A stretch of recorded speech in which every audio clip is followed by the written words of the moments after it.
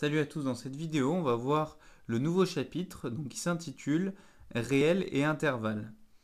Là vous avez le choix, on va voir ensemble les deux premières pages. Donc soit vous recopiez sur votre cahier de cours ce qu'on va voir là, soit sinon si vous avez une imprimante vous pouvez l'imprimer et suivre avec moi. Donc si vous avez besoin de recopier, mettez pause pour avoir le temps d'écrire. Donc on va voir une première partie, les nombres réels.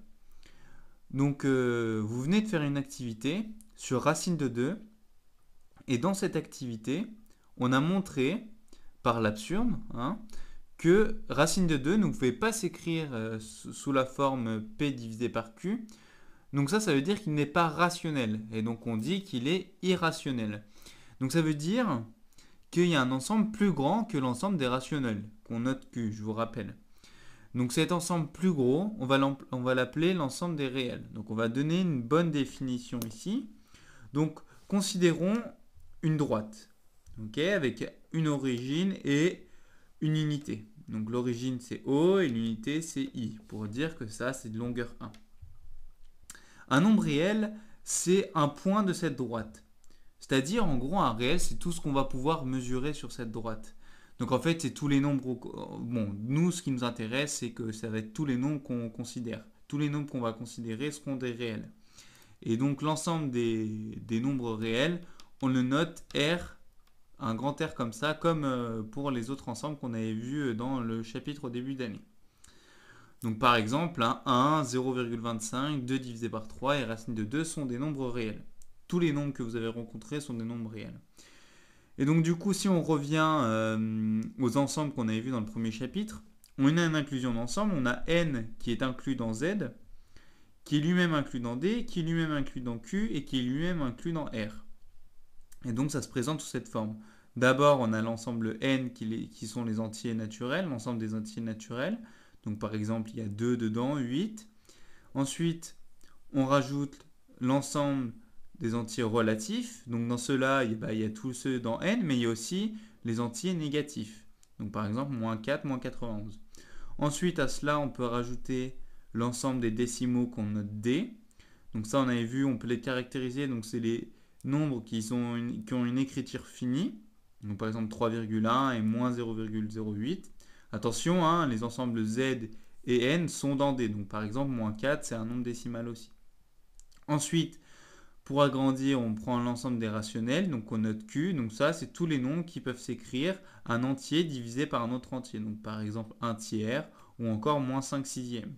Et de la même manière, tout l'ensemble D, l'ensemble Z et l'ensemble N sont inclus dans Q. Donc par exemple, 2 appartient à Q, moins 4 appartient à Q et 3,1 appartient à Q.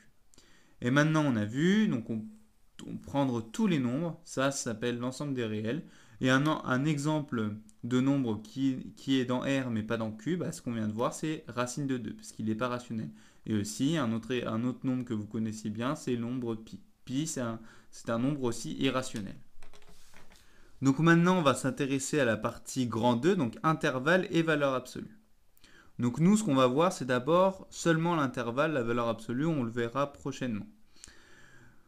Donc, les intervalles de R.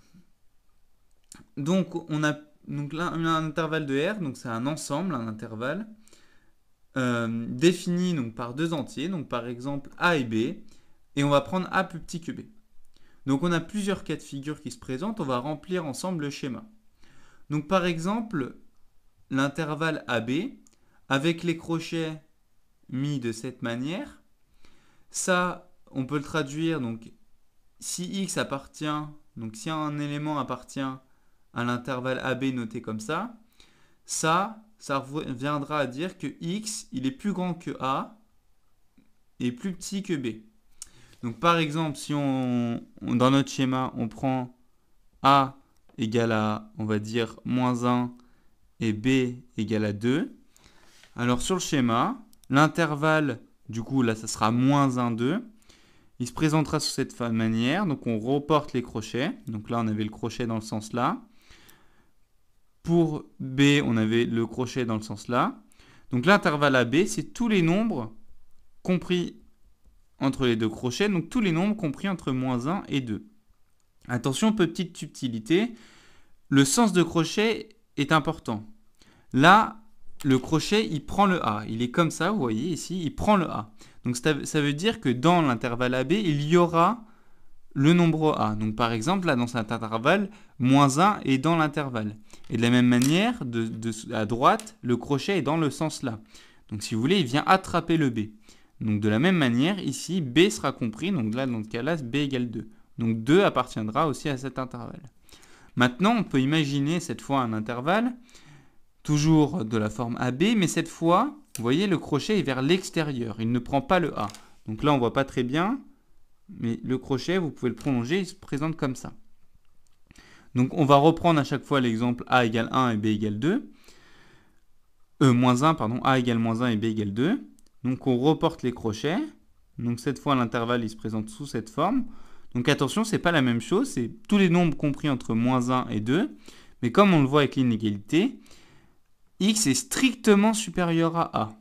Donc on ne prend pas cette fois a. Donc par exemple, là, dans cet intervalle -1, 2, avec du coup noté comme ça, on va le noter ici si vous voulez. Donc si a égale à -1 et b égale à 2, l'intervalle AB il se note comme ça.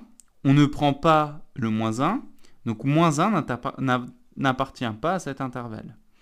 Maintenant, donc l'intervalle ici, donc cette fois, vous voyez, on prend le A, donc ça va être x, il va être plus grand ou égal à A.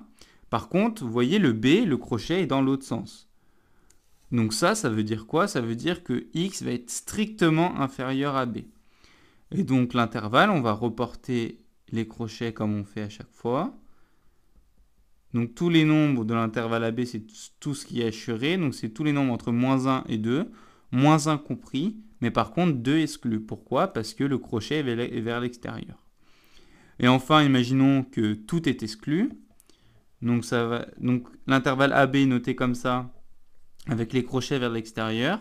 C'est tous les nombres compris du coup entre A et B, mais A et B exclus. Donc on reporte. Du coup, c'est tous les nombres ici, mais on ne prend pas -1 ni 2. Donc c'est tous les nombres compris entre -1 et 2, sauf -1 et 2. Une dernière particularité, donc c'est si dans l'intervalle, il y a le signe infini. Donc par exemple, l'intervalle A plus l'infini, ça c'est quoi? C'est tous les nombres plus grands que A. Donc imaginons si on prend A égale à -1 encore, et donc le crochet, il est toujours de ce sens-là. Donc il vient prendre le A, il prend le A, comme un grappin si vous voulez. Donc c'est-à-dire que A est dedans. Donc on reporte ici. Et cette fois par contre, on ne peut pas aller jusqu'à l'infini, donc on ne va pas noter le deuxième crochet, mais par contre c'est tout ce qui est assuré. Donc on va au-delà de la flèche si vous voulez. Donc c'est tous les nombres dans ce cas-là. Si A égale -1, c'est tous les nombres plus grands ou égaux à -1. Maintenant, de la même manière, on pourrait exclure le A. Donc, ça serait tous les nombres strictement supérieurs à A. Et donc, de la même manière, si on prend A égale -1, eh bien, on vient exclure le 1 et prendre tout ce qu'il y a après. Donc, l'intervalle, par exemple, ici, avec A égale -1, ça sera -1 plus l'infini avec -1 exclu. Et donc, ça sera tous les nombres strictement supérieurs à -1. Petite remarque, avec le signe infini, c'est toujours exclu. Pourquoi? Parce qu'on ne peut pas atteindre l'infini, donc on ne le prend jamais.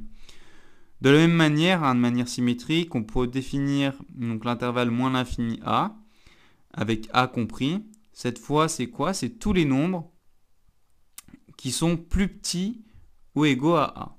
Donc c'est x inférieur ou égal à A.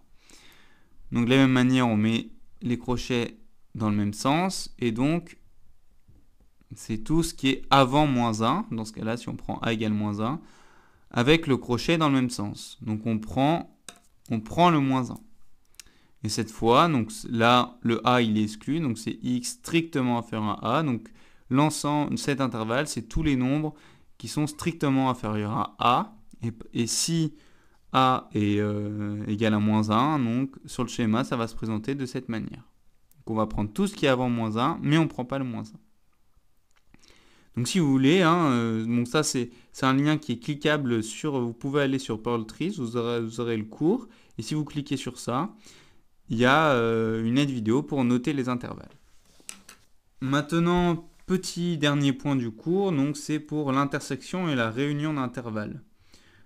Donc on se donne deux intervalles qu'on va noter I et J. Donc l'intersection de I et J, c'est l'ensemble de tous les éléments qui sont à la fois dans I et à la fois dans J.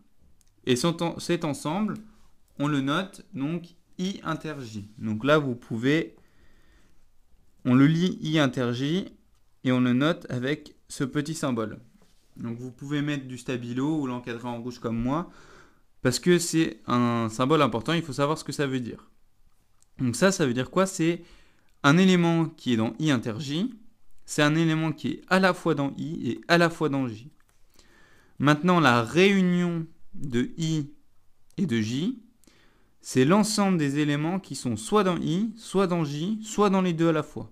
Donc il faut être au moins dans un des deux intervalles. Et cette fois, cet ensemble, on le note I union J, et on le note comme ça. Une sorte de grand U comme ça, pour dire union. Et donc on verra plus tard des petits exercices pour mieux comprendre ce que ça veut dire intersection et réunion.